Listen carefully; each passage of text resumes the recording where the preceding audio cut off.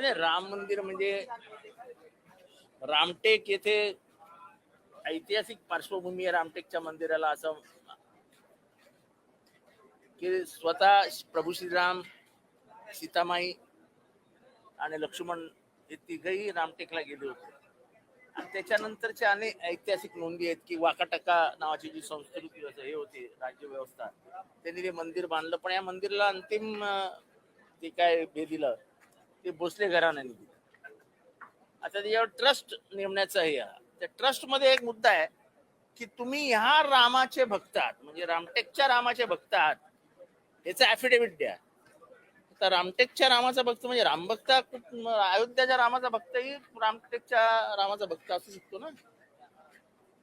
आणि अयोध्याच्या रामाच्या भक्तांचा जो ट्रस्ट होता, त्यांनी काय दिवे लावले हे बघितलं सगळ्यांनी. आम्ही सुचवलं की चंपतरायनी स्वतःच धोतर सोडलं, ते कॅमेरावर टाकलं आणि चोरी केली. मग आम्ही म्हटलं की जर तुम्ही असंच करणार असाल तर धोतर घालण्यावर बंदी आणा, कुठल्याही ट्रस्टीने धोतर घालू नका. म्हणजे अयोध्याच्या ट्रस्टींनी धोतर सोडून कॅमेरावरती धोतर टाकलं आणि चोरी केली. म्हणजे आस्थेचा विषय आहे. यांनी सत्ता, बीजेपीने सत्ता रामाच्या नावावर मिळवली. आणि जो मोहम्मद गझनीने केलं नाही ते हे यांनी केलं. हे गझनीचे बाप आहेत.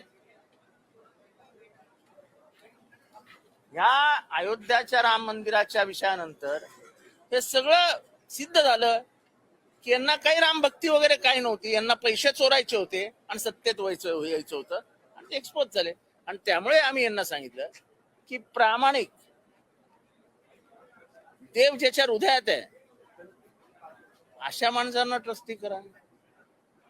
जयस्वाल स्वतः मंत्री, स्वतः स्थानिक आमदार, आणि तोच बिल मानतोय. आणि त्याच्यात तिने लिहिलंय की आमदार हा त्याचा पदसिद्ध सदस्य असेल. म्हणजे लुटायचा मार्गच मोकळा झाला. मग त्याच्यात त्या बिलात लिहिलेलं आहे की तुम्ही शाळेला मदत करू शकता, कॉलेजला मदत करू शकता. सगळ्याची बांधकामांची हे जयस्वालची चालू आहे. जयस्वालचं कॉलेज चालू आहे, जयस्वालचं शाळा चालू आहे. म्हणजे जयस्वालची शाळा आणि कॉलेज हे जेवढे राम मंदिराच्या निधीवर होणार आहे, कारण तो त्याचा सदस्य असणार आहे. म्हणजे अशा पद्धतीने देवाच्या नावावर ट्रस्ट स्थापन करायचं आणि लूटच करायची. पंढरपूरचं देवस्थान तुम्ही लुटलं, तुम्ही अयोध्याचं राम मंदिर लुटलं. म्हणून मी उपमाच दिली आहे की मोहम्मद गझनीपेक्षा हे कुठेही कमी नाही. त्यांनी सोरटी सोमनाथ लुटलं, यांनी भारतातली तमाम देवळं लुटण्याचं काम सुरू केलेलं आहे. आणि म्हणून रामटेकचं बिल हे जॉईंट सिलेक्ट कमिटीकडे पाठवा. त्याच्यात खूप अडचणी आहेत. त्या अडचणी व्यवस्थित करून एक मताने आपण सगळे राम भक्त ते बिल पारित करूया, अशा आशयाचा प्रस्ताव मी सभागृहात सरकारी पक्षाला दिलेला आहे.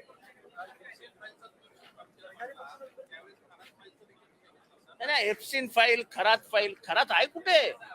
खरातची चर्चाच नाही. एक 15 दिवस अख्खा महाराष्ट्र खरात खरात खरात खरात खरात करत, तो खरात कुठल्या घरात गेला तेच कळलं नाही. आणि त्यामुळे विचारलं की एप्स्टीन फाईल सारखी खरात फाईल गायब तर नाही झाली ना. विधानसभेत उशिरा विचारलं. आणि खरात फाईल फार महत्वाची आहे. त्याचे धागे दोरे कुठपर्यंत पोचलेले होते. आता हे सगळं रफादफा करून नाशिकच्या गोदावरीत वाहून तर गेलं नाही ना ती फाईल. त्याची चौकशी करावी लागेल आता.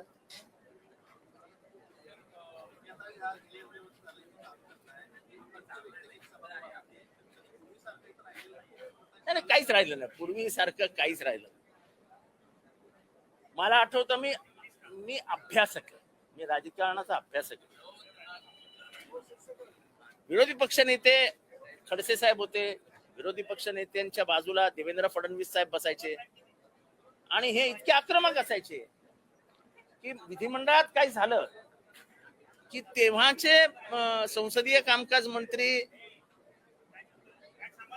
हर्षवर्धन पाटील हे ज्या पद्धतीने जाऊन ह्यांना पटवण्याचा प्रयत्न करायचे, एकत्रित बसवायचे, असं तो 2 वर्षात आम्ही बघितलं. अर्थात आम्हाला एवढी संधीच देत नाही आक्रमक होण्याची.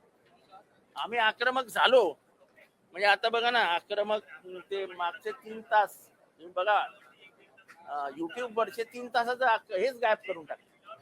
म्हणजे त्या 3 तासामध्ये विरोधक सर्वात जास्त आक्रमक होते. त्या 3 तासाचं म्हणजे अपलोड केलेलं सगळं युट्यूबच गायब करून टाकलं. म्हणजे यांची युट्यूबवर पण इतकी चालते की युट्यूबवर रेकॉर्ड झालेलं पण ते बाजूला करून.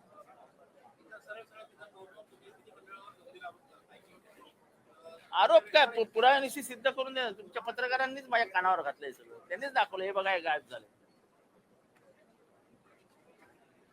सत्य परेशान हो सकता है, पराजित नाही. अनेक साथीदार असतात सत्याचे, त्याच्यातले काही पत्रकार आहेत ते आम्हाला सांगतात हे बघा हे असं झालं.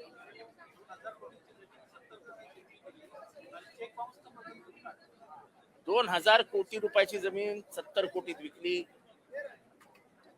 आणि जे चेक दिले होते ते चेक 3 वेळा बाउन्स झाले. फेनकिन नावाच्या कंपनीने, प्रायव्हेट लिमिटेड काय होती, ह्याचा मूळ जो आहे तो दिलेश शहा नावाचा माणूस आहे. दीपक भेदा नावाच्या एका तथाकथित पैसेवाला, ब्लॅकचे पैसे असणारा हा याच्यात इन्व्हेस्टर आहे. या सगळ्या मिळून ही 2,000 कोटी रुपयाची जमीन 70 कोटीत खाण्याचा प्रयत्न करत होता. हा जो रतनशी प्रेमजी ट्रस्ट आहे त्याचा जो चीफ ट्रस्टी आहे निखिल माखेचा, ह्याच्यावर आतापर्यंत 4 केसेस चिटिंगच्या जाहीर दाखल झाल्या आहेत. पोलिसांनी आजपर्यंत एकही कारवाई केली नाही आणि ही केस दाबण्याचा प्रयत्न पोलीस करतात.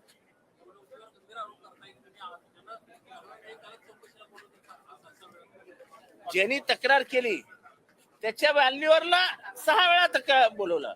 आम्ही विचारलं तर म्हणतात नाही सुप्रीम कोर्टात केस चालू आहे. मग त्या व्हॅल्यूअरला कशाला बोलवता 6 वेळा चौकशीसाठी?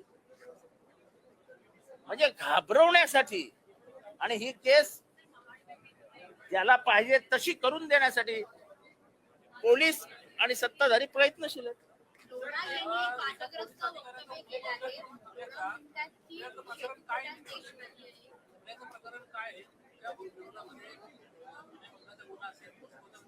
ते काय ते पोलिसांचा वापर करून मला शांत करण्यासाठी म्हणून माझ्या विरुद्ध विनयभंगाचा गुन्हा दाखल झाला, माझ्या विरुद्ध पॉस्कोचा गुन्हा दाखल झाला आणि हाच तो इन्स्पेक्टर होता अनिल शिंदे. आणि आता त्याला बक्षीस मिळालंय, त्याला क्राईम ब्रँचचा इन्चार्ज केलाय. म्हणजे विरोधी पक्षाला नेस्तानभूत करायला, संपवायला पोलिसांचा वापर करायचा आहे सरकारने ठरवलं. आता अनिल देसाईचा त्या अनिल शिंदेचे हात कुठपर्यंत आणि कसे पोहोचले त्याची काय माहिती मला नाही.